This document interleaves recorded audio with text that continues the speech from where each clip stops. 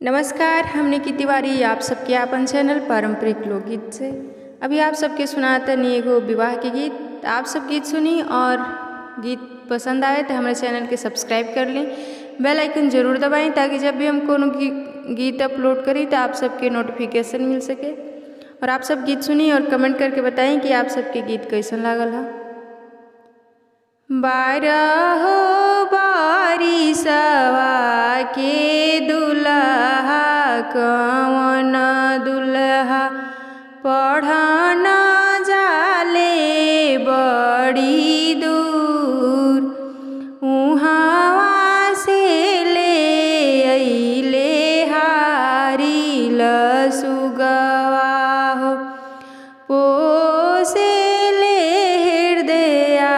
लगाई, सबके साजेला बर बरियतिया हो, दुल्हा साजेले सुगा ठोर, जब बरियतिया गोएड़ा भिड़िया वेला, सासुनी रेखे सुगा ठोर, कब हम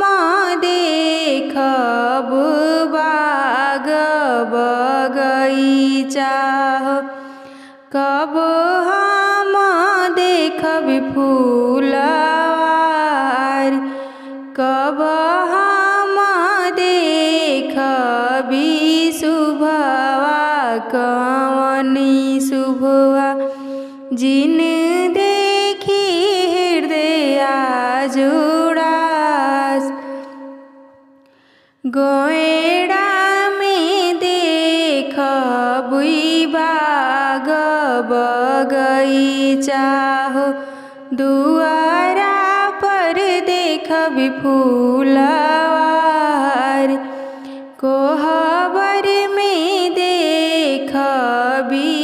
शुभवा कवनी शुभवा, जिनी दे